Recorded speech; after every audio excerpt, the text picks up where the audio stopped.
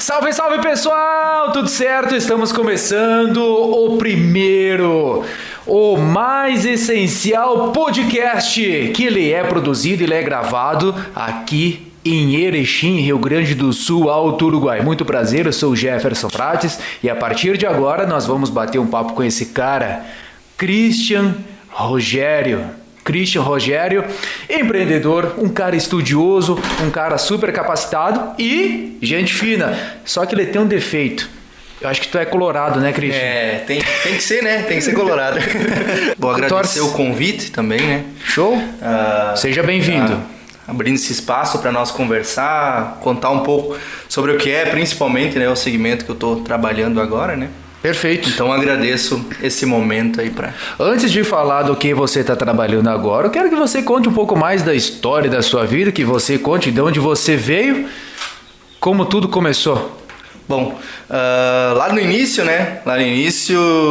Sou natural de Benjamin, um município bem pequenininho lá. Benjamin Constante do Sul, tem que frisar. Do Sul. Município bem pequeno lá, fiquei fazendo meus primeiros anos ali. Então era bem cultural, familiar. Posterior aí à minha 8ª série, iniciei livro Colégio Agrícola. Também foi uma experiência muito boa, porque deixava de um momento ali... A galera vai cedo para agrícola, né? Geralmente não tem aquela de fazer o ensino médio e depois ir para o agrícola. E realmente, na verdade, é um grande divisor de águas esse momento, porque você está na adolescência, então ele quebra muitos paradigmas, principalmente que é um colégio interno, o colégio agrícola é um colégio interno, então você não tem a sua mãe, a sua família para fazer tudo, né? Certo. Então ficava a semana toda no agrícola? Isso, ficava toda semana no agrícola. Então, quando dava fome, não tinha mãe para pedir, mãe, faz uma torradinha ali, faz um café, alguma coisa para comer. Então, realmente, você tinha que andar com as suas próprias pernas. Já é um divisor, né? Um choque aquele momento, assim. As primeiras semanas foi muito difícil, principalmente para mim, porque eu era muito ligado com minha mãe, por alguns gatilhos mentais devido à minha infância. Meu pai era alcoólatra e tudo mais, eu era muito pegado à minha mãe e era muito difícil para mim me desconectar dela. Então as primeiras semanas aí foi muito difícil porque eu não tinha ela perto, e aí, mas fui insistindo, fui ficando ali, fui fazendo amigos, e o primeiro ano que me passava na cabeça era só, eu quero chegar ao 3º ano para terminar. E quando eu terminei o 3º ano, acho que muitos que fazem colégio interno aí também levam muitos amigos, eu queria voltar a ter aqueles amigos que é quase uma família. Tu tá dormindo, tá acordando ali perto do teu colega ali, então é quase uma família que você constrói ali no colégio agrícola. Inclusive uma grande experiência, não só na questão do ensino, na questão da aprendizagem, mas na questão da vivência, porque ela traz muitos aspectos que você vai trazer para a própria sua vida, que são você realmente se conduzir, você realmente se defender em várias situações. A questão do colégio agrícola, assim, é estudo de manhã e à tarde ou só tem um turno? Como que funciona mais ou menos? Ali era integral. Ele estudava aí de forma integral, de manhã à tarde, e no 3º ano, inclusive, aí tinha até uns cursos destinados ali para quem gostaria. Aquele meu ano, né? Eu não sei se agora continua, mas tinha alguns cursos destinados para quem queria fazer Enem. Enfim, é bem intensivo o estudo ali, muito profissionalizante. É um colégio muito bom de cursar aí. Legal, certo. Então, você finalizou no agrícola? Finalizei o agrícola. Eu tinha traçado um objetivo quando cursei o agrícola, que era me doar ao máximo ali para realmente, quando terminar, já trabalhar. Certo. Que tinha 2 preceitos. Eu não tinha dinheiro para pagar uma faculdade, eu não sabia até o momento se ia conseguir alguma nota no Enem, então todas as pessoas que estavam ao meu lado, eu via que estavam iniciando a carreira no mercado de trabalho, comprando, conquistando suas coisas, e eu queria a mesma coisa, né? Eu queria, é o sonho, né? Eu queria construir também, comprar o meu carrinho, né? Construir já mais coisas. Então, legal. O meu objetivo era me doar ao máximo agrícola, porque eu não queria fazer faculdade. Quando eu terminei o colégio agrícola, então... Você fez os 3 anos no agrícola, sim, morando em Benjamin ainda? Isso, eu morava lá, mas só ia final de semana. Só nos finais de semana. E aí, quando eu terminei, disse, bom, agora vamos fazer o estágio, né? Aí eu recebi um tapa na cara no estágio. Né? Como assim? Não entendi. Porque, assim, foi um momento que eu pensei, tenho que estudar. Porque eu... Não, peraí, não estudou os 3 anos? Como é que foi isso? Tem que estudar mais. Por quê? Tem que estudar mais. Porque eu fiz em uma empresa... E até eu e um colega meu, a gente dividiu essa parte do estágio, mas fiz uma semana só do estágio, já desisti pra tu ver. Numa empresa de topografia. Aprendi bastante em uma semana, mas aprendi que eu devia estudar, porque era muito pegado, era um trabalho bem... Era meio que, não digo braçal, mas... Exigia bastante. Exigia bastante. Começava às 6 horas da manhã, ia até a noite e Caraca! vai. E era um ciclo assim e eu comecei... E era o estágio esse. E era o estágio, né? Que a gente tinha feito, né? Aí você pensou que vem pela frente, olha... Aí voltei pra casa e falei pra minha família, né? Posicionei, disse, ó... Eu vou ter que estudar de alguma forma aí. Eu tenho que ter conseguido aí uma nota boa no Enem pra mim entrar na faculdade, porque... Ok, já tinha o objetivo de ir pra faculdade. Já tinha... Aquela semana já disse, não dá pra mim continuar aí, porque eu sei que vai ser dificultoso, né? Vai ser pra mim conseguir subir na escada... A profissional vai ser muito mais dificultoso. Bom, lá eu sou um técnico agrícola, hoje sim tem muito campo para trabalhar como técnico agrícola, mas ainda vai ser um pouco mais árduo. É que cada um tem seus objetivos. Sim, você cada um disse, cara, seu objetivo. Eu vou estudar. Com o estudo é mais fácil. Sim, facilita. A gente sabendo, conhecendo as coisas, fica mais fácil. Fica mais fácil. Hoje, e principalmente a nossa geração, né, que eu sou de 94, ela ainda tem muitos resquícios daquela questão cultural que seria ainda trabalho braçal, ainda você tem que entrar num trabalho e tem que ir crescendo nesse trabalho, subindo as escadas e para se tornar alguém na vida. Hoje já temos vai estar sendo posto principalmente ligado à questão profissional, totalmente diferente. Simplesmente alguém ou uma pessoa hoje pode se tornar um blogueiro, um youtuber, Sim, tem vários outros campos. Funções que você pode... A internet possibilitou a criançada já está ganhando dinheiro. Isso, Faz uma dancinha no TikTok, estão ganhando dinheiro hoje, né? Sim, várias formas que você consegue agregar e trazer um valor gigantesco. Certo. Principalmente. E não é que a gente tem alguma coisa contra alguém que faz dança no TikTok. Não, tá tudo certo, tem que ganhar dinheiro mesmo e tem que... Cara, quando tá dando retorno, tem mais é que trabalhar com isso. Sim. Questão de jogos também. Eu sei que você gosta de jogar pôquer. Depois quero que você fale um pouco mais sobre isso. A gente vai falar sobre essa história que é bem interessante também, bem particular. Mas essa questão de jogos também, eu vejo que tem uma galera que tá faturando. Sim. Eu não sei como é que faz, não tenho a mínima ideia de como que monetiza isso. Sim, mas eu acho muito bacana. Hoje tem muito campo, principalmente a galera mais nova tá ganhando muito dinheiro, né? Antigamente o que os nossos avós, até hoje alguém tem a felicidade de ter os avós, pergunta era braçal, você pedia para construir algo, para você ter uma casa, para você ter algum bem material, era braçal, e isso ainda tem alguns resquícios na nossa geração, que era um pouco mais intelecto, que a gente tinha que ter um conhecimento, mas ainda era vendida aquela ideologia que você tinha que crescer naquela empresa que você entrasse, né? Então hoje já é totalmente diferente. Hoje você pode ganhar de forma, como nós falamos, jogando, criando conteúdo, criando N situações, marketing digital, no ponto, na internet, na web. Na internet. Na web. Isso criou um mundo, né? E vai ser ainda mais daqui pra frente. Então hoje mudou muito. Vendendo coisas na Deep Web também, né? Deep Web. Vendendo, corta essa parte. Corpos. Mas enfim, aí eu me deparei com essa situação, né? Mas aí consegui, felizmente, uma nota interessante no Enem que me... legal, voltando pro Enem então. Você estava se preparando para ir para a faculdade. Para a faculdade, que já tinha decidido, né? E aí consegui uma nota, felizmente, no Enem. É interessante conseguir uma bolsa na Federal. E vou responder uma pergunta que a maioria das pessoas faz para quem inicia ali, principalmente o acadêmico, né? Os veteranos fazem, porque agronomia, né? Eu não fiz essa pergunta para ele, eu devia ter feito, ele mesmo que você fez. Pra vocês verem como é que está o entrevistador. Desculpa, mas enfim, tá. mas por que agronomia?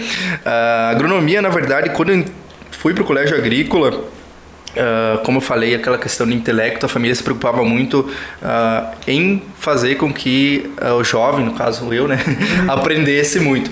Então eu entrei no colégio agrícola já com esse pensamento de me destinar ao agro, né, ao máximo possível, e por isso que escolhi agronomia. Já estava no campo, já estava no meio, gostava muito. Analisei as profissões, as tendências das profissões. Naquele momento estava muito em alta essa questão da profissão, principalmente ligada à agronomia. Mas você foi porque gostava ou você fez um estudo? Não, pera aí, aqui eu tenho um campo para trabalhar. Na verdade, o que acontece, eu acho que eu faço uma analogia, posso estar totalmente errado, é um momento de muitas dúvidas. Você não tem 100%, eu quero isso. Você não tem certeza. Você porque não tem. Dizem que você tem que trabalhar. O que você acha de quem diz assim, ó, tem que trabalhar naquilo que gosta? Só que daí a pessoa vai tentar fazer aquilo que gosta e não consegue ganhar a vida. O que tu acha desse pensamento? Tem essas divisões de opiniões. Eu acho que é interessante trabalhar assim com o que gosta, e se você realmente gosta do que ele está fazendo, de alguma forma você vai conseguir trazer algum retorno. Sim. Claro que se eu gosto de dormir, eu não vou conseguir. É que eu faço essa pergunta porque assim, ó, talvez tem muitas profissões por aí que elas são essenciais para a sociedade. Uhum. Porém, a 95% das pessoas que estão desempenhando esse serviço, elas odeiam. Se elas pudessem, elas mudariam de serviço na hora. Então surge essa dúvida, surge esse debate que o tanto que eu pesquisei, eu não consegui fechar nenhuma porta, nenhuma janela ainda. Só surgiram mais dúvidas e mais dúvidas. Realmente esse campo aí, principalmente ligado a personalidades, a potencial, a mente humana, ela é muito complexa. Então vai abrir sempre essas dúvidas, não tem como. E mesmo eu vou compartilhar um pensamento meu mesmo, claro. Eu destinando toda parte ali do meu ensino com agrícola, já tinha escolhido, já sabia que era aquilo, já sabia muito que era aquilo, e talvez muitos que vão estar vendo o podcast vão ter essa visão também e vão talvez compartilhar esse posicionamento. Deu no terceiro semestre, eu pensei em desistir. Porque eu comecei a pensar, será que é isso mesmo que eu quero? Mas não pela dificuldade. Não, mas é a questão psicológica, que na verdade eu... Mas chegou a pensar em, cara, eu queria mesmo aquilo. Ou simplesmente pelo fato de não eu gosto muito de vários campos, muitos. E aí eu não tinha 100% certeza que era aquilo que não tinha o TikTok pra você fazer. Não tinha dancinha, não tinha. Na minha cabeça muitas coisas estavam acontecendo e eu achava que não era mais conveniente. Eu acho que todo mundo passa por um momento desse, principalmente na vida. E acabei quase desistindo. Peguei um semestre ali, eu rodei muitas matérias aí, quase desisti, né? Só não desisti por vergonha, quase. Por vergonha que pensei, né? Eu queria muito agradar a minha família. E eu acho que tem muitas pessoas que são assim, que querem agradar a família, né? Eu tô observando agora, se você dá uma olhada mais específica, essa geração que está vindo agora, eles estão com mais liberdade de escolher o que eles querem. Sim. E a nossa geração, talvez ela era um pouco mais pressionada, talvez um pouco mais anterior, a nossa ainda ela era mais pressionada com o que a família talvez queria ou incentivava, e você ficava muitas vezes taxado aquela situação de medo de posicionar o que você realmente queria.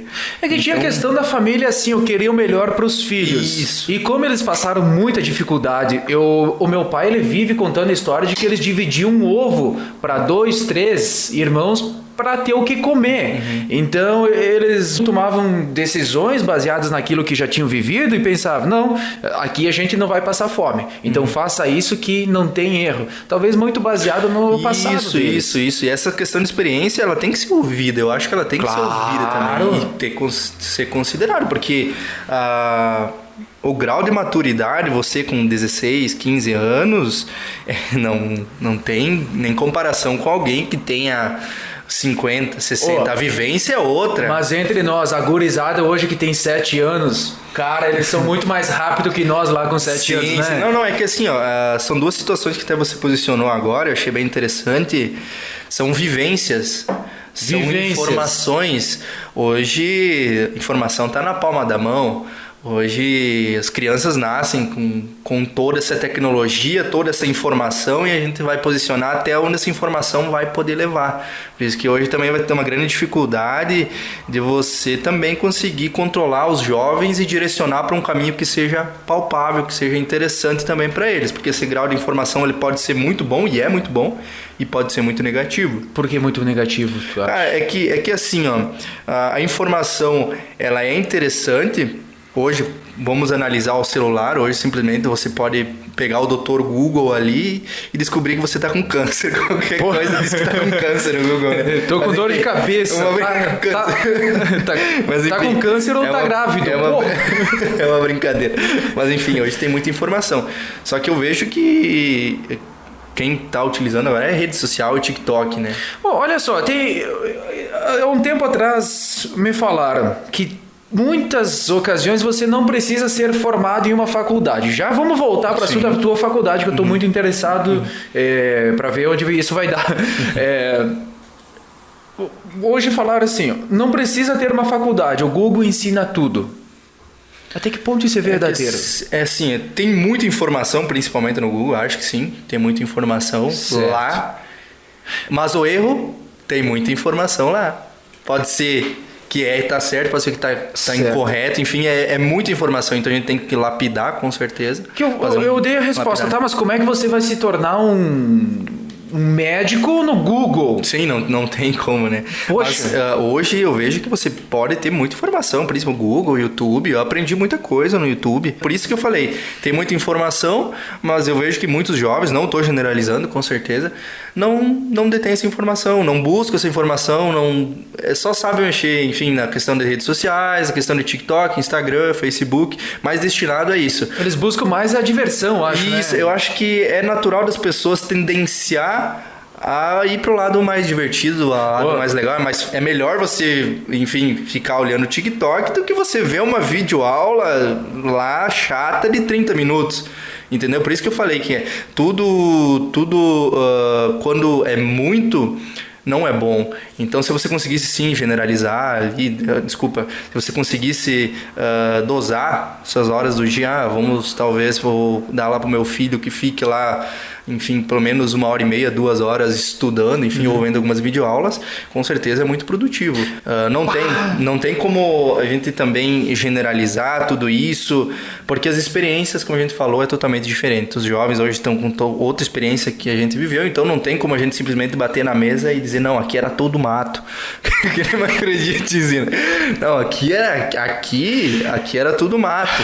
Então a gente não pode também fazer isso, porque são outras experiências, são outras vivências. O que a gente tem que fazer é tentar mapear e entregar ao máximo possível e os nossos filhos também, fazendo com que eles aprendam da melhor forma também o que é a sociedade e o que é viver em sociedade também. Então vai para a faculdade agora. Vamos voltar para a faculdade, enfim, posterior a Você me disse que fez um estudo mais ou menos de gostar e não gostar, estava numa fase meio que tinha algumas dúvidas, normal, para...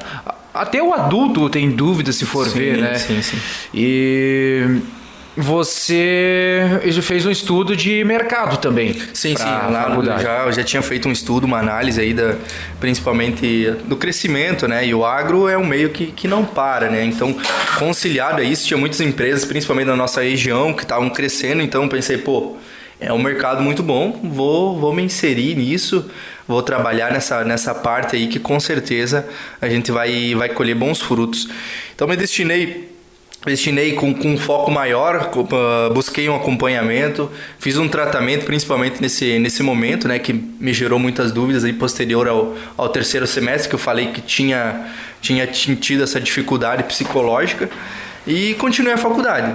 E aí me deparei com um momento da faculdade aí que eu não conseguia mais pagar os meus custos, né? Por mais que era uma federal, que eu não tinha para pagar tinha que pagar a mensalidade, né? Não tinha esse custo. Mas o custo de alimentação isso, também, de alimentação. né? E resolvi arrumar um emprego, né? Aí eu arrumei um emprego de garçom, que me ensinou muito também. Tava buscando ali, já consigo conciliar, trabalhar de noite. Então eu estudava de forma integral. Na faculdade manhã e tarde? Manhã e tarde, daí ia para trabalhar das 6 a 1 hora, mais ou menos. Daí trabalhava de... E o descanso? Não tinha descanso. Dormia quantas horas por dia? Olha, quando tinha provas aí, período de provas, aí a galera sabe como é que é, né? Sei lá, acho que era 3, 4 horas, mas eu sei que onde eu encostava eu dormia. Nas aulas eu dormia muito. Eu não conseguia, era muito cansativo, né? Porque trabalhava de domingo a domingo, tinha um dia de descanso, na verdade, na semana. Normalmente era na terça-feira, se eu não me engano. E aí trabalhei acho que cerca de 1 ano dessa forma aí. Disse que aprendeu bastante. Aprendi muito período. Porque assim, ó, o que acontece, você consegue ter uma visão de muitos lados. Eu vejo que tem muitas pessoas que tratam muito mal, sabe? As pessoas não precisa disso. A gente tava lá, principalmente os garçons aí, inclusive, é uma carreira muito nobre ali que você está se destinando para servir uma pessoa, para tratar ela bem ali. Você Legal. não sabe o que está acontecendo, principalmente na vida dessa pessoa. Inclusive, em qualquer profissão, as pessoas têm que ser tratadas bem. Então, eu sofri muitas vezes lá, as pessoas sendo grosseiras, coisas simples que não precisavam. Então, eu aprendi muito, principalmente nessa parte aí. Nesse momento eu já vi alguns gatilhos de empreendedorismo. E eu conciliei uma coisa que eu gostava muito: comer X. E quem não? Eu trabalhava numa lancheria. Você fazia X? Eu fazia tudo lá, eu fazia bastante coisa, mas era mais destinado para Atendimento. Para o atendimento, sim. Legal. Mas eu fazia parte do caixa, quando precisava fazer... Lembrando que essa empresa quebrou, tô de brinks, pode falar. Não, era muito boa essa lancheira. Eu sei qual lugar, era bom mesmo. Era muito bom. Qual a diferença do X pro hambúrguer? O X é melhor. Tá bom, ok. Já acabou. Mas, enfim, o X ele é gaúcho, né? É nossa tem região. A pegada aqui, da nossa região. A região é na chapa, prensado, então é outro gosto. É assim, é outra experiência. A crocância, né? A questão do X do hambúrguer, que eu fiz essa brincadeira, o X ele tem a crocância do pão. Sim. Não, e é outra experiência, porque nossa, vamos analisar a logística de você se alimentar com o X e com o hambúrguer. O X tá aqui, né? Pá, simples. Agora pega um hambúrguer grande assim, cara, o que você vai fazer? Você tem que cortar em segmentos, desconstruir aquela obra que foi construída e comer. Pra você que gosta de hambúrguer, o Christian acabou. Não, o hambúrguer também acho. O hambúrguer é bom mas também. Eu prefiro o X porque... Não, eu também gosto mais do X. Enfim, é muito melhor. O X e aí, cara, eu realizei um sonho que era poder comer X todo dia. Era todo dia comendo X. Todo dia comendo X. Nossa. Mas... O que você acha do X que faz agora que não vai carne? Vocês faziam lá ou não? Tinha, o X vegetariano. X vegetariano, isso. Tinha algumas... Tinha muito. Inclusive, eu vou compartilhar uma experiência bem estranha que eu tive, que talvez hoje já não seja mais estranha, mas uma moça veio um dia lá, eu pensei que ela estava brincando comigo. Ela disse... Ela já voltou. Já voltou? Voltou. Mas enfim, ela chegou e pediu, moço, porque era normal você pedir um X e tirar o tomate, enfim, tirar a ervilha, cada um tem suas peculiaridades. Ela disse, moço, eu quero um X sem pão. Aí eu pensei... Não tem como, cara. Aí eu pensei... Polenta? Sim. Vamos colocar uma polenta aqui. Eu pensei que ela tava brincando. Ela disse, não, moço, eu só quero... Você coloca alface, hambúrguer... E os condimentos aqui num prato. Só eu disse, tá bom então, né? Daí a gente foi lá e fez o X sem pão pra ela, né? Que na verdade não era um X, né? Era um mas não prato. Começaram a servir esse... Não virou o carro-chefe, não. Mas enfim, continuando a história, Aí já estava se destinando para os últimos períodos da agronomia. Quantos anos? Desculpa. 5 anos. 5 anos. E aí eu atrasei meio ano devido àquele momento que eu passei, eu atrasei algumas matérias, né? Aquele momento lá de meu psicológico estava meio afetado, rodei algumas matérias, aí eu tive que... A questão psicológica afeta a maioria dos estudantes. Não, assim. Nossa, demais. Porque assim, ó... E eu confirmar uma teoria que eu tinha aquela vez. Eu prefiro trabalhar o dia todo, hoje, quando a gente trabalha, todo mundo, enfim, e chegar em casa e descansar, do que aquela época que eu passava de universitário, porque você não descansava, você sempre tinha alguma coisa para fazer, alguma coisa para se preocupar, você tinha que estudar, você tinha que fazer escrever artigo, tinha que, enfim, qualquer coisa, tudo a logística, você tinha de diversas matérias e tudo junto, aquilo, pressão psicológica, passa aqui, não passa lá, é muita situação. Então é bem complicado esse momento, e por isso que talvez tem muitas pessoas que acabam ou desistindo ou sofrendo uma pressão psicológica, principalmente nesse momento, gigantesca, né? Mas voltando à história, se destinando aí pro fim da minha faculdade já, então eu acabei pedindo a minha saída lá do lugar que eu tava, fazer lanche, aí quebrei o paradigma de não vou mais comer X. Enfim. Momento difícil, hein? Difícil. Poxa, agora vou ter que comer feijão e arroz. Nossa, eu não sei o que é isso. E aí, enfim, aí fui para destinar a questão de fazer meu TCC, inclusive aquela vez que eu pensei em fazer o TCC, eu não fui muito ligado à produção, por mais que ela era federal. Então a faculdade federal ela incentiva muito a produção científica, a produção de conhecimento, a produção de você buscar mais conhecimento, você criar artigos. E eu não participei na faculdade devido a essas questões aí de... Às vezes eu precisava... anteriormente eu já trabalhava de freelance em algumas situações, e aí quando fui contratado não tinha como você conciliar um apoio de fazer uma criação de artigo ou trabalhar na produção de algo fora o meio acadêmico já que você faz.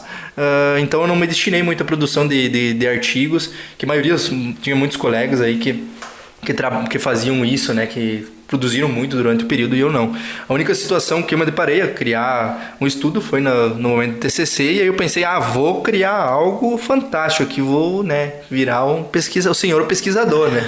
Pegar uma pesquisa inovadora, e aí busquei essa questão de inovação. Eu tinha muito dessas ideias, vamos fazer algo diferente, vamos pesquisar algo diferente, fazer algo diferente, criar algo diferente. E aí acabei entrando num ramo lá de posicionamento, já puxando o lado pro lado mais da agronomia, de posicionamento da semente do milho, se tinha influência, porque a teoria é que... Vou tentar explicar agora pra ti, enfim. A teoria, a semente... Explicar pra quem não entende nada disso. Semente, quando ela é posicionada no solo, principalmente a questão da profundidade dela, a de milho ela faz um movimento de rotação. Na semente ela tem uma quantia de reserva. E a minha teoria é que...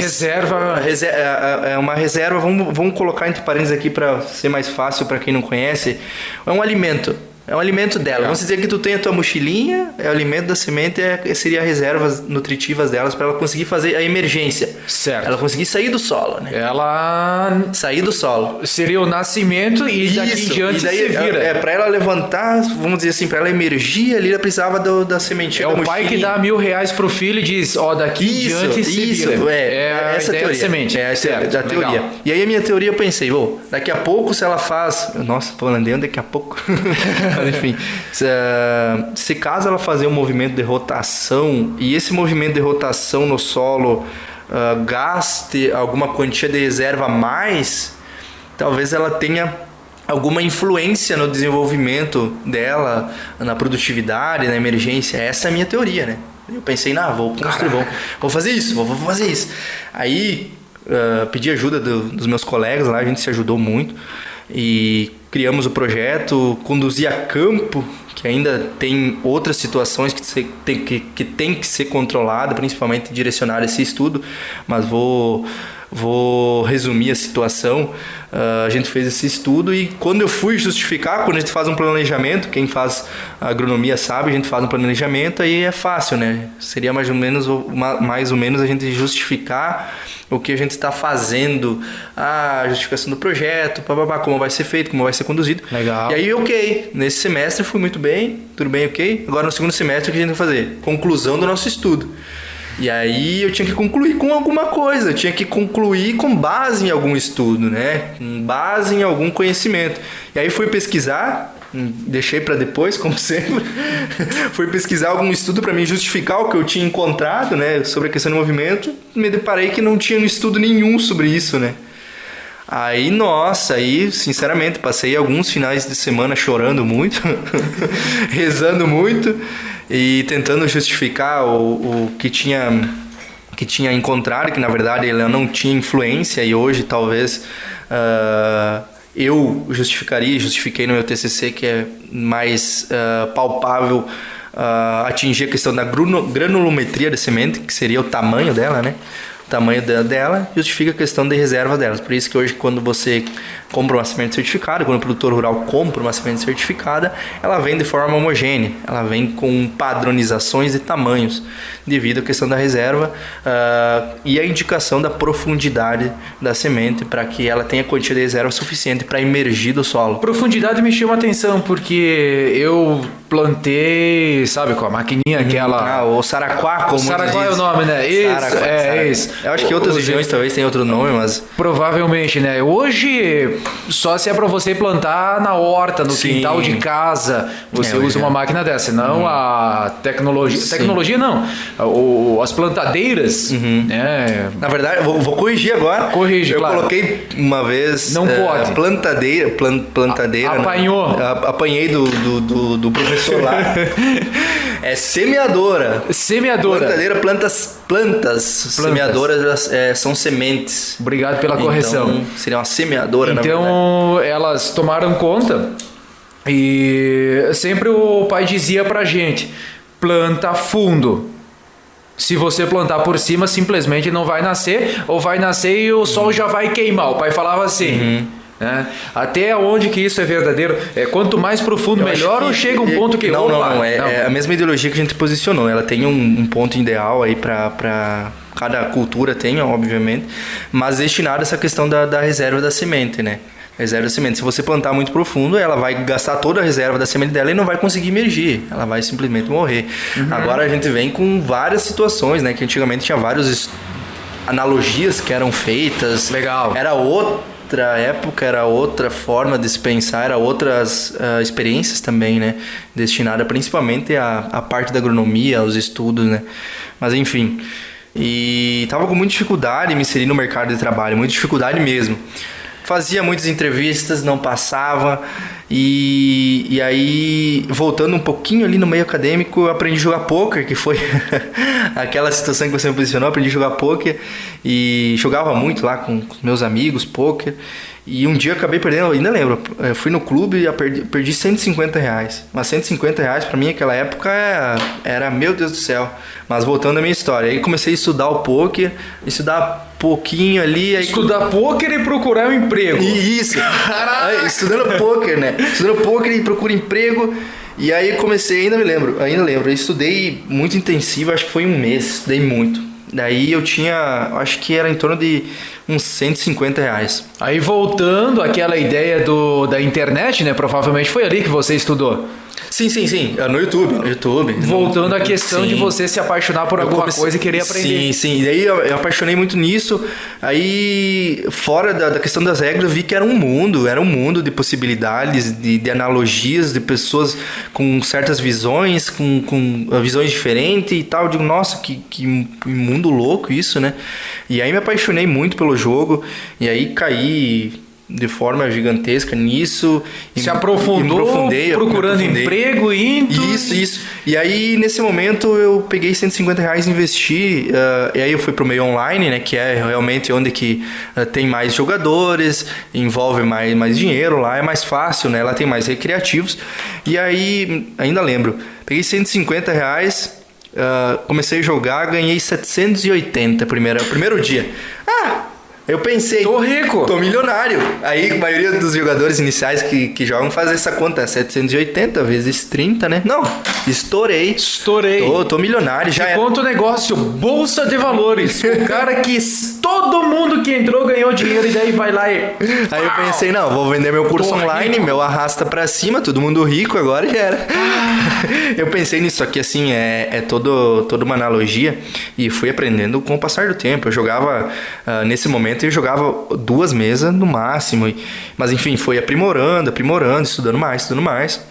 Aí comprei um software de acompanhamento, mas em meio a isso eu estava testando muitas empresas, só que eu passava em maioria das entrevistas, chegava no psicológico ali, no exame psicológico, eu rodava. Aí eu recebi uma oportunidade, que foi a antiga empresa que eu trabalhei, que fiquei acho que em cerca de 2 anos lá, e aí foi onde eu me preparei para a entrevista. Aí eu digo, chega de rodar, chega de rodar de novo, chega de não passar nos exames psicológicos. Quer falar quanto tempo que não conseguiu passar nos exames psicológicos? Olha, eu acho que eu fiquei cerca de 2 anos ali tentando. 2 anos? Uhum. E nesse tempo você ia fazendo os jogos online? Só poker. Só poker mesmo? Só poker para viver. Caraca!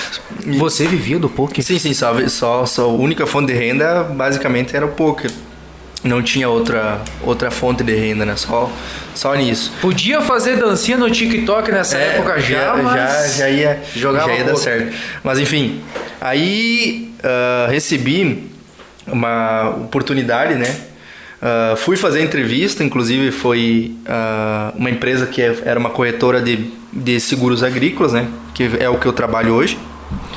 E aí falei com o diretor o diretor lá da antiga empresa e a dona, que, enfim...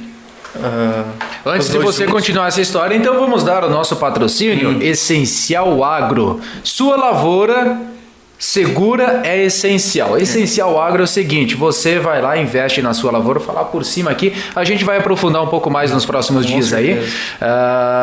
Você vai lá, investe na lavoura, né?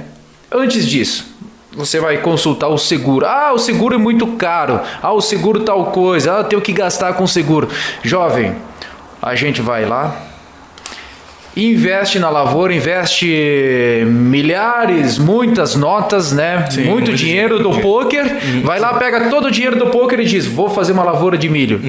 E aí, o que acontece? Daqui a pouco dá uma seca. Você perde tudo, dá uma estiagem. Não se fala em seca, né? Se fala em estiagem. É mais bonito, né? Termo mais adequado. Mas o tempo vai correr bem, vai ter chuvas numa época normal, mas daqui a pouco também pode acontecer uma tempestade. Sim. E você perder os produtos, então, Essencial Agro. A gente vai falar um pouco mais. Quero que você segue falando aí da minha entrevista. Da entrevista. Aí, enfim, eu me sintonizei muito lá com o diretor, inclusive muito gente boa, ele e a esposa dele. E aí ele fez uma pergunta que eu não estava muito pronto para responder. E ele disse, bom, mas agora o que você faz o que para viver? Nossa, e agora eu corro para onde, né? E eu falei, eu jogo poker. E aí, tipo, ele... E chamou a atenção, né? Tipo, nossa. Claro. Tipo, joga poker. Qual que foi a reação dele, assim? Não, ele ficou, tipo, joga poker, joga baralho. Vou contratar um cara que joga baralho. Daqui a pouco ele disse, perdi 200 mil pra esse cara esses dias. Ele não jogava, mas... Não jogava. Eu acho que, nossa, ele ficou bem surpreso. Eu ainda lembro, foi bem engraçado a situação. E aí eu posicionei, a mesma coisa que a gente falou aqui, eu posicionei como é que funcionava, que tinha toda uma gestão do dinheiro que estava sendo investido, como estava sendo investido, e não era aquela questão que falava muito, né? Perdeu a fazenda, o pai perdeu a fazenda lá, perdeu, sei lá, tinha essas histórias antigamente, né? Mas, enfim, não tinha isso. Expliquei toda a situação que eu falei aqui rapidamente, expliquei para ele e ele achou muito interessante e eu me conectei muito com ele. Esse dinheiro, ele gira entre os jogadores ou é uma grana que tem, de certa forma, patrocinadores bancando? Não, hoje tem. É tipo um campeonato brasileiro. Os jogadores não vão lá disputar o campeonato brasileiro de futebol metendo grana.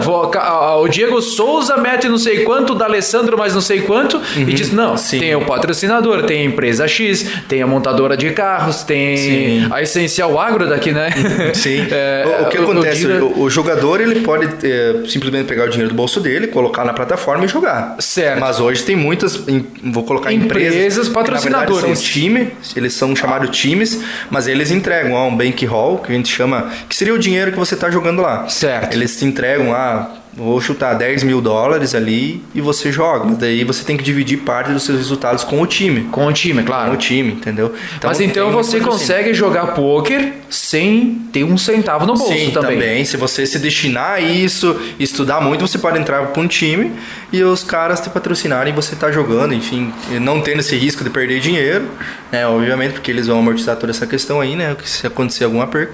E você consegue... Então o segredo para você ser contratado basicamente foi dizer que jogava pôquer? Eu acho que não digo isso, mas foi porque eu justifiquei a situação, né? Por quê e como. E eu vendi a ideologia do empreendedorismo, que é muito ligado ao poker. É a mesma coisa que uma empresa. Quando você entra no torneio e você dá uns 5 mil, 10 mil, é uma empresa que está sendo constituída ali. Você toma suas decisões, pode dar certo, pode dar errado. Tem algumas coisas que você toma a decisão certa, mas tem um meio externo, que a gente chama da probabilidade de dar um erro, né? Que é a matemática do jogo. E é o meio externo, que deu errado, simplesmente. Mas você tomou a decisão certa. E é muito na questão empresarial. Se você continuar tomando essa decisão certa, você vai colher resultados positivos. E o poker é a mesma situação. Se você continuar tomando a decisão certa no decorrer do tempo, você vai ter resultados positivos. Independente se aquele momento o meio externo fez com que você perdeu a jogada ali. Continua trabalhando da forma correta, né? Vou puxar para o lado do empreendedorismo, que vai dar certo, com toda certeza. Então eu expliquei isso para ele e foi no dia seguinte ele me ligou. Ele me ligou e tal, explicou a situação, e aí veio a questão da psicóloga, né? E eu pensei, pronto, já era. Entregar os pontos. Acabou. Agora. Não, eu digo, não, agora eu não sou mais garota, né? Será que as psicólogas não jogam pôquer? Não, eu pensei, será que eu vou aplicar o pôquer também? Eu imagino a segunda situação, ele falando com a esposa dele, vamos contratar quem? Será o cara que estudou ali, tem 6 artigos publicados, ou o cara que joga baralho? Imagina a situação, né? Mas enfim, voltando. Aquele que joga 3-7. Não, vou jogar, o cara que joga truco. Quando eu fui para psicólogo, eu disse, não, agora não chega, né? Tá, vou ter que passar agora, né? Vou ter que passar. E aí eu fui no Google, fiz coisa errada, mas eu joguei. Avaliei os perfis das psicólogas. Não, é que a tendência... Usou aquele mapa lá do... É que eu pensei no poker, né? Que é muita avaliação de perfil. Aí eu pensei, vou avaliar a psicóloga, né? Mas eu acho que ninguém pensou nisso até hoje. Avaliar a psicóloga. Verdade, eu acho que ninguém pensou nisso, né? Vou fazer o contrário. Tá, e aí como é que foi? Não, eu comecei a avaliar o perfil e a tendência de avaliações dela. Eu comecei a avaliar como simples, tá? Eu não estudo, não sei o que é. Mas eu tendenciei a ver os principais padrões que elas cobravam em alguns testes e algumas perguntas chaves que elas faziam para analisar certas situações, principalmente ligado à vaga que você estava participando, que no meu nicho, na contratação, era uma vaga de uma pessoa empreendedora, que, enfim, que era proativa. Então eu busquei posicionamentos para alavancar essa situação do empreendedorismo, né? Então fiz a avaliação no Google lá, comecei a pesquisar, me preparei para a entrevista, que é muito interessante, inclusive indico para as pessoas se preparem, principalmente as entrevistas. Eu, quando participei das outras entrevistas, eu falava simplesmente a pessoa que eu me sentia que eu era. Para você passar numa entrevista, você considera mais interessante falar sobre suas qualidades, falar sobre seus defeitos, ou também falar o que você pensa sobre a empresa? O que acontece? Eu acho que a primeira situação, principalmente em entrevistas, eu acho que você tem que saber da empresa que você está participando. Mas enfim, voltando sobre a questão das psicólogas, aí fiz essa avaliação devido ao que eu vivenciava na questão do poker, né? Eu digo, vou me destinar a um perfil de uma psicóloga que tendencia a avaliar, vou analisar o perfil da vaga e vou conectar os dois. Felizmente a vaga era muito parecida com o que realmente eu era. que era essa questão, tinha essa visão de empreendedorismo, essa questão de proatividade, eu gostava muito dessa questão de inovação. E a vaga se encaixava muito isso, mas fiz essa avaliação, não sei como é que fui, mas acabei passando, com certeza acho que fui bem, mas o que eu indicaria realmente... Conseguiu a vaga? Então foi bem. Consegui. Então foi bem. E realmente... se preparar para as entrevistas. Se prepare para a entrevista, analise muito a empresa que você está trabalhando, a forma que ela trabalha. A empresa que você vai trabalhar, que você vai trabalhar, que pretende trabalhar. Você pretende trabalhar. E resumindo, então, você fez um teste, uma avaliação, colocou em prática e deu certo. Foi o primeiro. Você foi lá, avaliou, fez o estudo e já fez a entrevista. Eu fiz posicionamento, a gente fez a entrevista, foi bem tranquila. Posicionei com as analogias que eu tinha feito, levantando a questão do empreendedorismo, a proatividade e todas essas funções, né? Então, acabei sendo contratado. E uma empresa muito boa, fantástica lá. Reconheço muito o trabalho deles lá. Inclusive, quando entrei, me apaixonei tanto pelo trabalho, porque era seguro agrícola. Era seguro agrícola, né? Muito.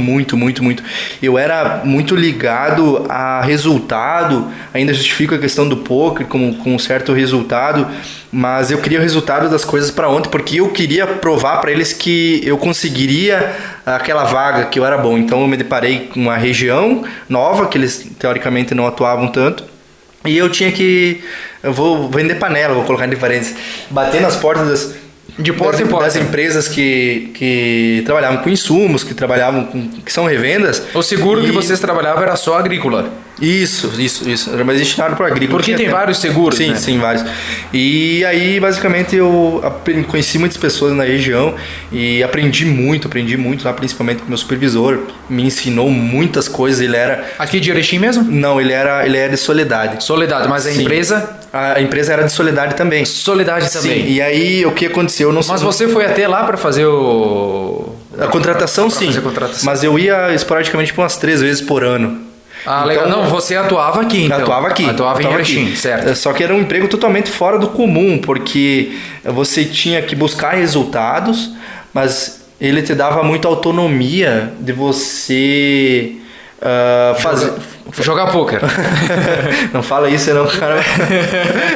Mas ele dava muita autonomia de você fazer o teu horário, você gerenciar. Mas que nem você disse, desde que desse o resultado. Sim, tinha que dar o resultado. Certeza. E os primeiros meses que Poxa, se eu na minha empresa tem alguém que dá resultado pra mim, mas joga poker, eu quero esse cara. Daqui a pouco tem um cara que tá o dia todo ali na minha empresa e... não. Com certeza. Hoje, principalmente pro empreendedor, ele quer resultado. Só que eu me deparei com a situação que eu tinha que trazer alguma coisa para ele, tinha que trazer resultado, como você posicionou. O meu supervisor, ele me ensinou bastante, tanto como pessoa, como ao lado profissional. E eu admirava muito ele, inclusive o diretor comercial também admirava muito. Ele tinha algumas análises, algumas sacadas, vou colocar entre parênteses, que eu simplesmente achava o cara fantástico. Ele lidava muito bem com pessoas, trabalhava muito bem, admiro muito ele. Infelizmente hoje eu acho que ele não gosta muito de mim. Mas enfim, foi devido à situação, né? E aí eu decidi que eu ia montar uma empresa de perícia agrícola, né? Para não confrontar direto o que ele estava fazendo. Aí comecei a analisar várias situações. Eu já tinha feito um curso de perícia, de perito agrícola, já sabia como fazia toda a parte de avaliação, por mais que seja a estatística básica, né, que você aprende na faculdade. Eu fiz um aprimoramento aí com um curso destinado exclusivo para perícia agrícola. Então eu tinha mapeado, vou criar uma empresa de perícia agrícola, mas eu gostava muito do seguro agrícola. E aí comecei a analisar o mercado, vi que estava muito dificultoso se inserir no mercado, porque é um mercado complexo, bem dificultoso, precisava de uma equipe grande para mim trabalhar, eu tinha que trabalhar com mais investimento, mais pessoas, e eu disse, não vai acontecer. Mas eu já tinha destinado aquele ano que eu ia sair da empresa, por mais que me doesse, porque eu gostava muito de lá, eu gostava muito deles, que eu ia sair. E aí eu pensei, e agora? Mas a transição você fez assim, parou, não, a partir da manhã não trabalho mais? Quando eu voltei da viagem, eu disse eu já estava disposto a pedir demissão, quando eu voltei dessa viagem. E aí, inclusive, a minha namorada, ela me falou, em 10 anos eu chorei 2 vezes. Uma foi por um caso específico que eu nem lembro, outra pela morte da minha avó, que foi há pouco esses dias. E aquele dia eu chorei pra ele, porque eu gostava muito deles. Gostava muito deles. E aí ele pediu se eu ia ficar, eu falei que não. Falei que não ia ficar. E aí na minha cabeça tava... Por telefone ou pessoal? Por telefone, vídeo chamada. Cara. Vídeo chamada. Ele pediu e tal, e o posicionamento, ele disse, tá, então vem pra cá amanhã que a gente já vai fazer o desligamento. E aí eu... Em agosto? Em agosto. Em agosto, isso. Caraca! Pô, até o final do ano, né? Tava muito emocionado. Tem alguma coisa que você queria falar que hoje tu pensava que Não, falar? Hoje sim. Hoje, se eu pudesse voltar, eu ia falar naquele dia. Mas, pra mim, eles tinham se tornado quase uma família. Às vezes um obrigado bendito já basta também, e aí era como família. E na minha cabeça que foi, eu acho que o que eles sentiram, o que eles sentem hoje... que eu traí eles, entendeu? Porque eu ia ter essa visão também. É que de certa forma você é concorrente, sou né? Sou concorrente. É concorrente. Só que a partir disso pode ter várias visões, né? Pode ser positiva, pode ser negativa, pode ser... E como eu falei, eu tinha eles como família. E eu pensei, nossa, não consigo. E não consegui. Porque aquele dia eu tava muito emotivo. Era meu desligamento lá de lá, né? Teve contato ainda com eles? Não tive mais. Não teve mais. E daí, era meu desligamento de lá. E eu não consegui, aquele momento eu não consegui. Simplesmente eu não consegui. E aí voltei também pensando, eu vim de ônibus de lá. Voltei pensando, ai meu Deus do céu, como é que eu vou contar? Porque eu respeitava muito a história deles, respeitava ele e admirava muito eles. Claro, admira, né? Admiro. Continua, a admiração continua, não vai mudar nada em relação a eles. Pronto. Pensei, vou colocar uma pedra em cima dessa situação. E aí? Como é que foi essa passagem? Daí vamos pra prova. E aí liguei o gatilho. Pô, agora vai ser a empresa. E a prova? Não, foi difícil. Era cada dia foi 4 dias de provas. Era 4 provas, mas são 3 segmentos de aprovação. Aí fez as 4 provas. Felizmente consegui a aprovação das 4, porque o seguro agrícola se encaixa em demais ramos. Foi mais fácil foram mais fáceis as entrevistas ou a prova? A entrevista. A entrevista.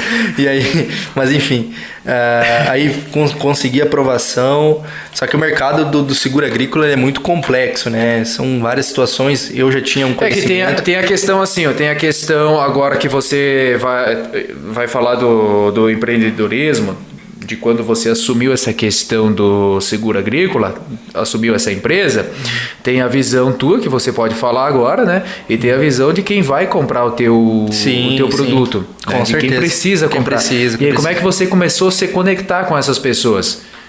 Eu já tinha muitos produtores que me conheciam. Eu tinha muitas empresas que me conheciam. Isso pode ter facilitado? Facilitou, com certeza. Facilitou porque não pela própria ligação que já tinha, mas pelos gatilhos mentais que eu sabia que funcionava, né? Então, algumas situações eu já sabia. Gatilhos mentais. Eu quero que você fale um pouco desse tal dos gatilhos mentais. Eu utilizo muito essa situação de gatilhos, mas pessoas são movidas a gatilhos mentais, né? Pessoas têm sentimento, pessoas têm analogia, tendenciam a tomar certas decisões. O medo é um gatilho mental? Com certeza, o medo, a curiosidade, a escassez. Então tem várias situações mais pro lado negocial, com certeza, mas principalmente os produtores rurais, hoje...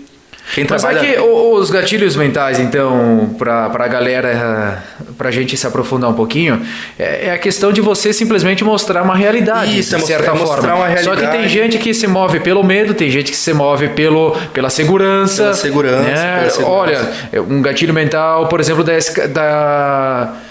que a gente diz que é um gatilho mental para a questão das vendas. Né? Esse daqui é o último carro, e de repente é o último carro mesmo. A pessoa, escassez. E daí eu penso, eu quero esse carro. Tem muito, eu acho que e faz ele ter um valor único também, né? A maioria das pessoas tendenciam a ter sofrido isso em algum momento, principalmente nas lojas, né? Essa é a última roupa.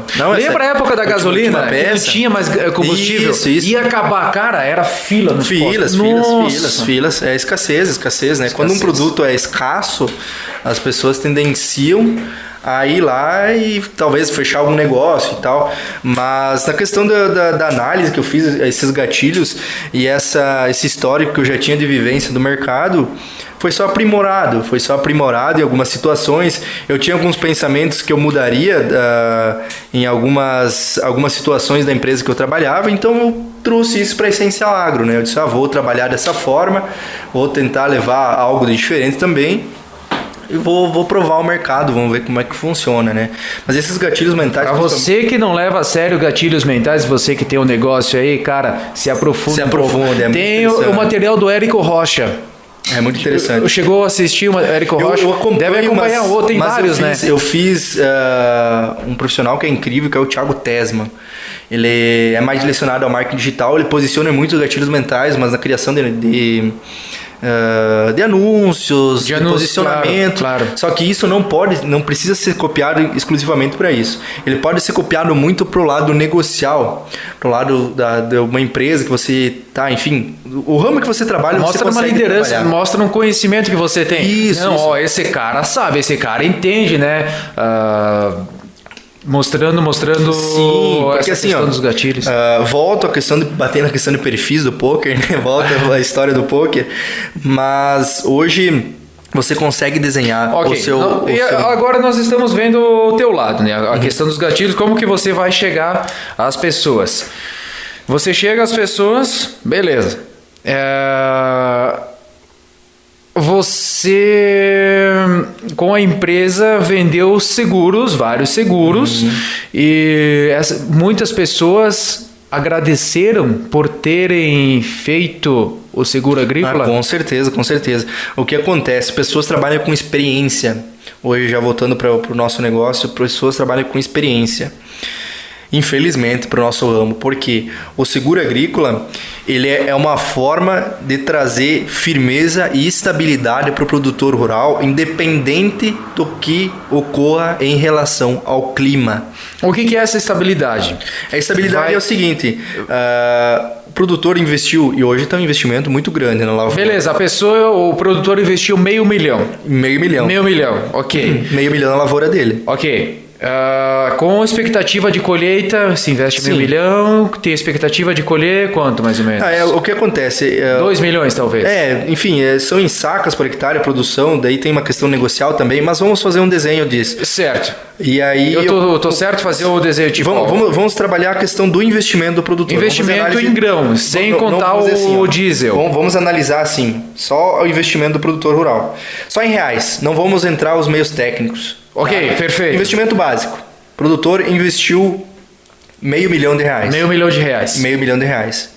O que ele desenhou na cabeça dele, estou fazendo com análise com algumas experiências que eu tive. Ok. Análise de $500 000. Pô, eu investi $500 000 lá, a tendência é que, com base nisso, eu vou trazer, sei lá, 1.200.000 de retorno. Ok, $500 000, 1.200.000. Ele está desenhando segundo as suas perspectivas. Se ele não sofreu nenhuma estiagem, o desenho dele vai ser isso. O desenho vai ser isso. A gente está analisando como a premissa do produtor aceitar o seguro agrícola para ele. E vocês, no caso a Essencial, ela, se der algum problema, o produtor investiu $500 000, deu algum problema, a pessoa contratou, o produtor contratou o seguro, simplesmente vocês vão, tá aqui o $500 000. Isso, é uma assim. É uma garantia para o produtor rural. Garantia para o produtor rural. É uma garantia para o...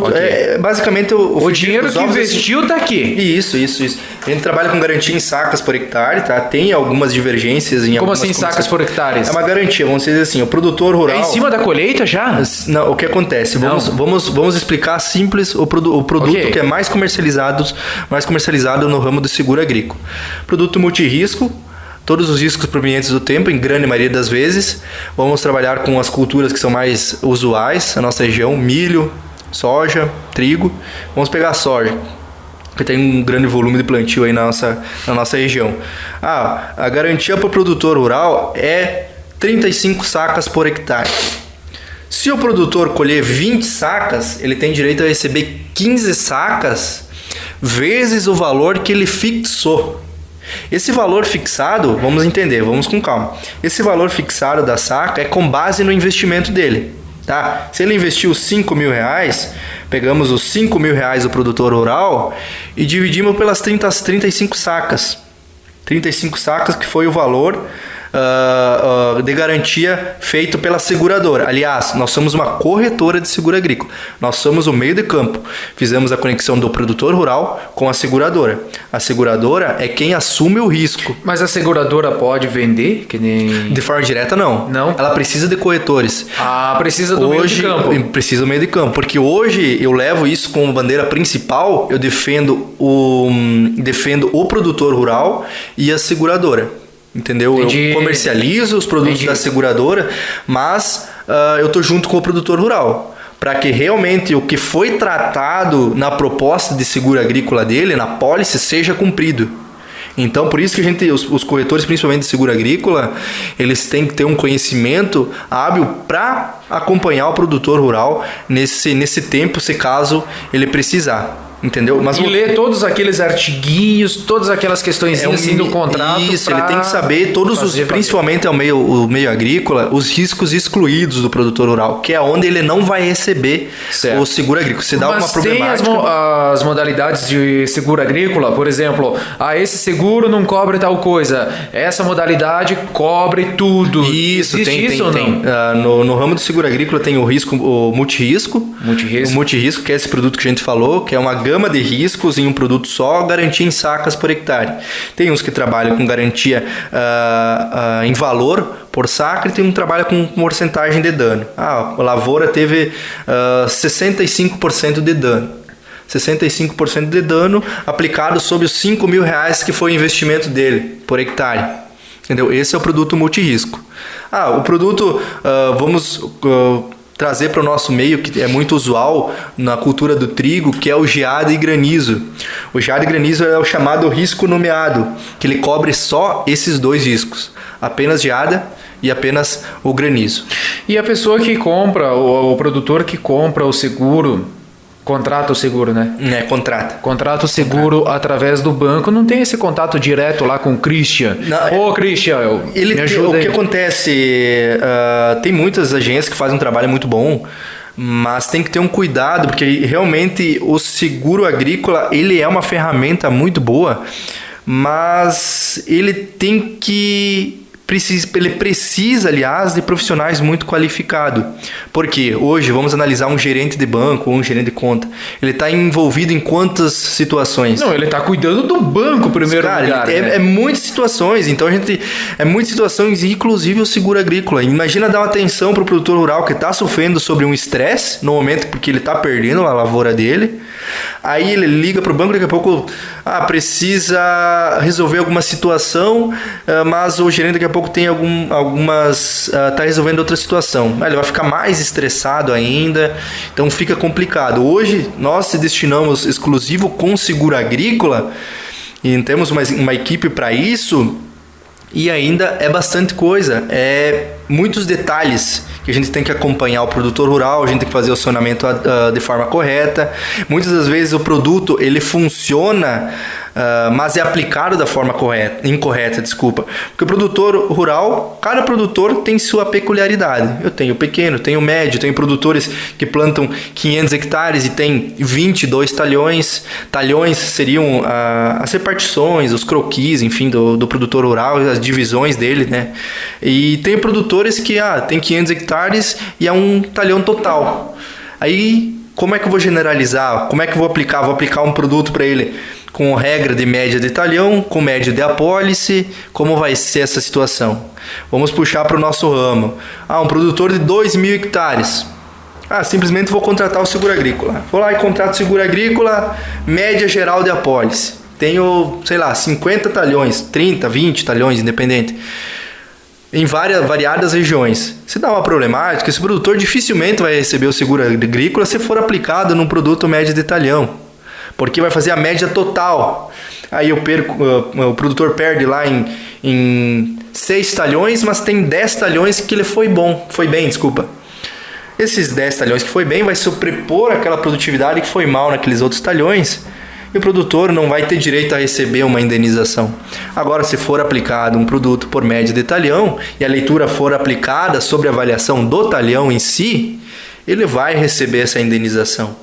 Então, precisa desse tato, precisa desse cuidado, precisa entender o produto das diversas seguradoras que trabalham, e realmente você precisa fazer o meio campo. Você está ali para fazer o meio campo e defender as ideologias, conhecer o produto e dizer ao produtor, ó, eu tenho isso, isso e isso, e aplica as suas realidades dessa e dessa forma. O produtor, como é o papel dele, entende essas avaliações e toma a sua decisão. O produtor não precisa saber tudo aquelas detalhes, mas o corretor ele precisa. Você faz o meio de campo para eles. Meio de campo, tanto para produtores direto quanto para empresas. A gente trabalha com algumas agências bancárias, tem muita parceria com algumas agências, com algumas empresas, e a gente faz esse meio de campo. A gente trabalha com o produtor de forma direta, faz atendimento. Inclusive hoje a gente tem trabalhado muito nas nossas redes sociais, estamos fomentando essa ideologia de trazer mais conteúdo para o nosso ramo, trazer mais informação, pelo menos as informações básicas para o produtor avaliar. Vamos avaliar um risco excluído,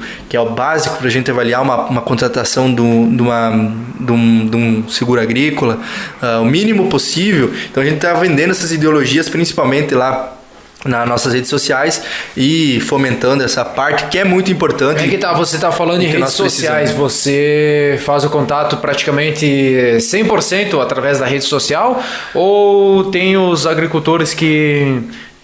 Tem aqueles que contratam sem rede social, né? Não, o que acontece? A gente trabalha de duas vias, hoje a gente trabalha muito forte. No caso, eu digo a propaganda, sim, né? No marketing digital a gente trabalha muito lá, principalmente no meio de vendas aí, na questão de trabalhar com anúncios, que a gente está com produto disponibilizado para ele contratar, para ele utilizar no custeio dele, voltando aquele posicionamento que você pediu sobre a questão do banco. O banco, sim, ele pode contratar o seguro agrícola para o produtor rural, mas no Rio Grande do Sul agora a gente está com algumas peculiaridades que estão liberando os limites de comercialização para algumas corretoras, para alguns bancos.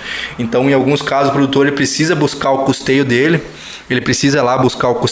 então ele tendencia a entrar de forma direta. Como eu falei, eu tinha muito contato com muitos produtores, com várias agências, então as agências já tendenciavam a entrar em contato, pedindo se tem algum produto, como é que está a cotação, como é que está o produto, como é que está o mercado, e a gente tem essa parceria de informar como é que está o mercado, como é que está a negociação. E o produtor aí toma as decisões deles, se acha viável contratar, se não acha viável contratar. Eu sei que hoje tem alguns custeios que é obrigatório o produtor contratar o seguro agrícola para preceito para liberação do custeio dele. Caso contrário, não tem a liberação do custeio, ou enfim, tem que fazer outra forma para liberar. Então esse ano a gente sofreu muito com isso, principalmente o seguro agrícola. Inclusive eu pedi desculpas para muitas empresas que a gente atuava e agências, porque o mercado perdeu 14 bilhões. Teve 14 bilhões na última estiagem, no estado do Rio Grande do Sul, Paraná e um pedaço do Mato Grosso do Sul, foi pago em torno de 14 bilhões. 14 bilhões? 14 bilhões. Imagina a situação, essa situação... Quantos agricultores mais ou menos tem ideia? Eu não tenho o volume, mas enfim, imagine isso se não tivesse o seguro agrícola. Foi catastrófico já com o seguro agrícola. Imagina se não tivesse isso, seria 14 bilhões de renegociações de dívida, de produtores tentando voltar a uma firmeza de resultados, talvez renegociando dívidas, talvez, enfim, renegociando terra, vendendo os seus bens para tentar voltar a uma estabilidade. Imagina a problemática e o impacto que teria. Só que de outra forma, já vou esclarecer. Pelo menos 1 milhão de famílias? Cara, dá para julgar? Bastante pessoas. Inclusive, eu acho que eu vou trazer esse dado ali, vou informar depois. Tudo bem. Vou informar depois. Mas é muita grana, assim, que podia estar perdida. Podia estar perdida. Que não teria cobertura. E aí a pessoa se desmotiva também em seguir. Sim. Imagina a situação, um produtor perder um valor gigantesco, porque teve muitos produtores que foram muito mal com essa estiagem no Rio Grande do Sul, enfim, Paraná, e ter que renegociar dívida e o ano que vem. A tendência é que você não invista já mais tanto na lavoura, produza menos, então a economia já não gira mais da forma que tinha que girar. Então imagina o impacto que se tem. Por isso que o seguro agrícola, eu posiciono da forma, enfim, é uma visão minha, mas eu acho que ele tem que ser tratado como insumo e ele é o principal da lavoura do produtor rural, porque a base Hoje eu vou comprar, a gente vai lá no dia de campo, ver lá o consultor comercial, posicionar que a semente vai aumentar lá, sei lá, 4, essa semente em relação às demais, 4 sacos de produtividade a mais. Se você aplicar não sei o que lá, vai mais 5. Aí assim vai indo, vai indo. Mas se não chover, se dá alguma frustração de safra, nem a melhor tecnologia vai fazer com que o produtor produza. E aí vem o seguro agrícola, que é a base, é a garantia o investimento dele. É garantir o investimento dele na pior da situação possível. Vai sim, o produtor não vai ganhar assim o seu lucro, mas está estável. Ano que vem você vai conseguir produzir novamente sem um forte impacto que teria toda essa situação. Por isso que o governo hoje ele incentiva o produtor a contratar seguro agrícola, ajudando a subvenção federal, liberando a subvenção federal, que é aquela juro de custo no momento que o produtor paga o boleto. Esse ano, só com uma experiência aí, para cultura de inverno era 40% e para verão ali estava em torno de 20% ajuda de custo, né? Só que realmente ela funciona de ordem cronológica. Eles liberam um valor para comercialização ali esse ano foi em torno de 1 bilhão e esse valor vai sendo tomado. Quando terminar, o produtor não tem mais ajuda de custo. Então o importante, quando pensa em contratar seguro agrícola, quanto antes contratar, melhor, né? Só que a gente está vendo só um lado do campo ainda, a gente não posicionou. É interessante essa questão do seguro.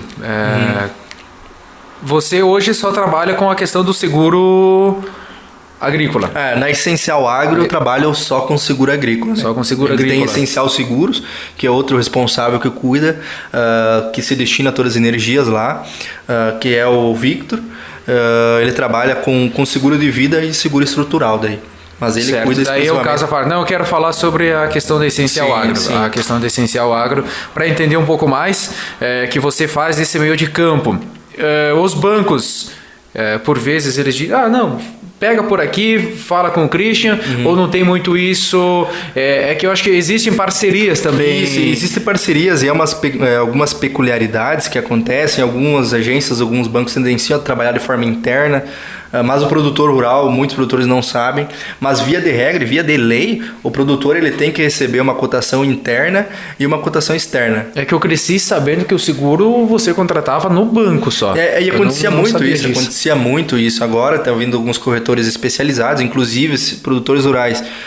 Converse com alguns corretores especializados, ao menos para conseguir alguma informação. Tem Essencial Agro, sim, fico feliz em entrar em contato, mas tem outras corretoras que também trabalham no ramo. Não, mas o pessoal que está assistindo vai procurar Essencial Agro, você disse. Olha o conhecimento que o cara tem aqui. Tendencia a conversar ao menos com alguém aí e se aprimorar em relação à sua contratação, porque é muito importante você garantir o investimento do que você está fazendo na lavoura. Eu sei que em alguns casos, principalmente esse ano, foi complexo a liberação de volume para o Rio Grande do Sul. Os resseguradores, que são... os resseguradores são seguradoras das seguradoras, entendeu? Como é um mercado muito grande, a maioria das seguradoras elas não captam o risco 100% para elas.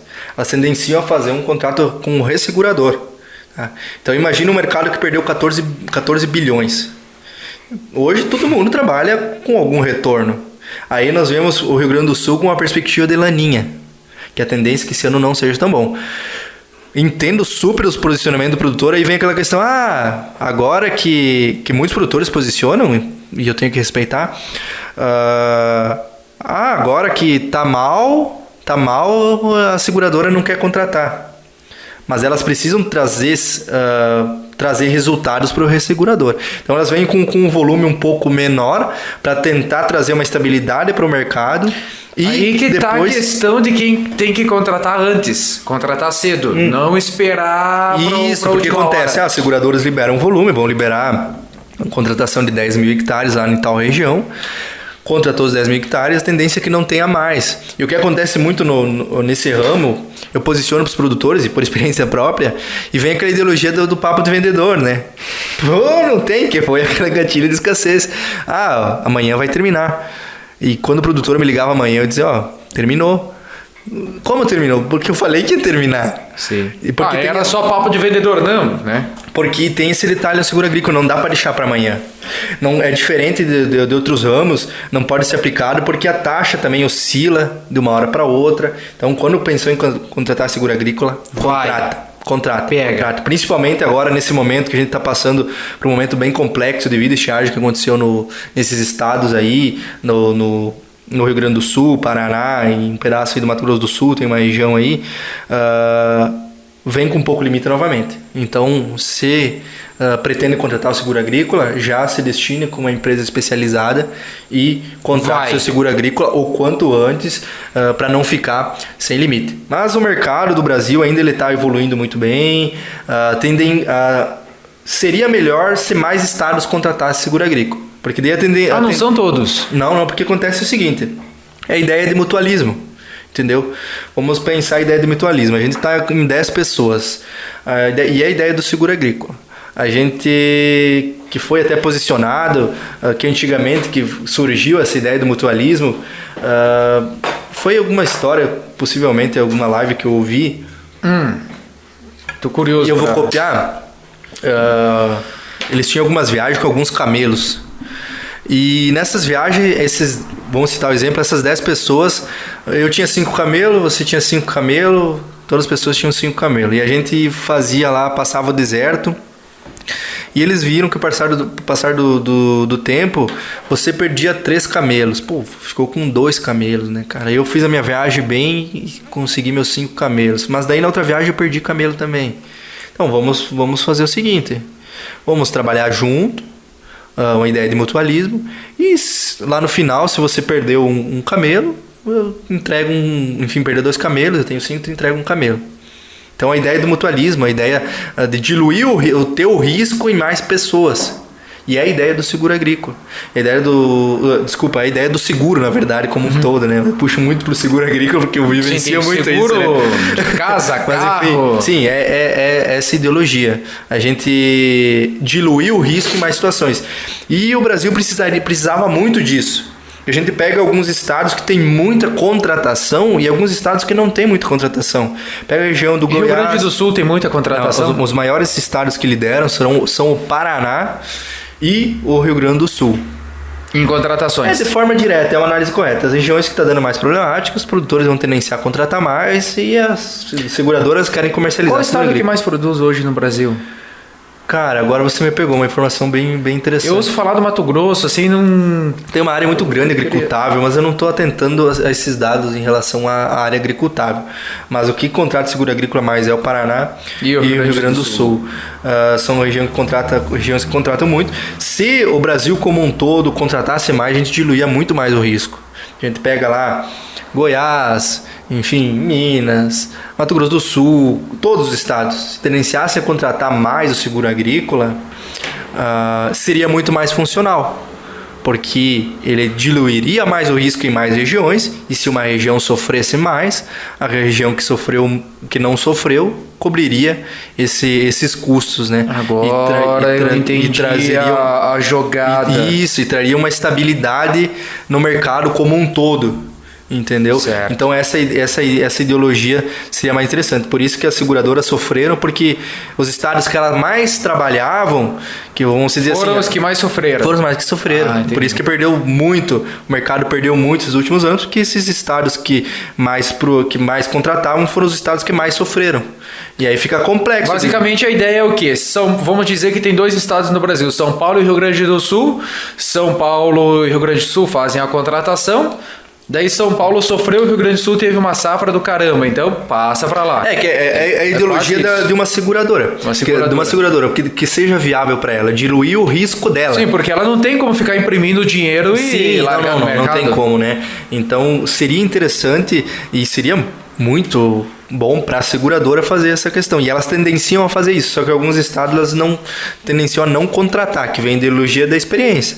Se eu não sofri estiagem, eu posiciono que não vou contratar. Por que eu vou contratar? Sim. Mas em algum momento vai acontecer e você vai acabar perdendo dinheiro. Então, a melhor forma, com certeza, seria o produtor buscar trazer essa garantia, essa firmeza de resultados, contratando o seguro agrícola e já comentando a questão do mercado que a gente posicionou para as partes das seguradoras, se elas ficar mais estável no mercado, fica viável, porque daí tem um volume palpável independente dos estados, né? Claro que está surgindo novos produtos, hoje a gente vem com um produto também chamado paramétrico, mas ainda é uma visualização mais complexa do seguro agrícola, mas ele é mais viável para as seguradoras avaliarem o risco. Produto paramétrico, no frigir dos ovos, ou trabalhar de forma direta para nós não se estender muito, ele faz uma avaliação com base em algum parâmetro. O que está acontecendo no mercado, eles estão fazendo uma avaliação via satélite, acompanhando a área do produtor rural via satélite, com grau de umidade. Se tiver menos grau de umidade, o produtor está sofrendo uma estiagem, atinge um gatilho de liberação de indenização ao produtor e o produtor recebe.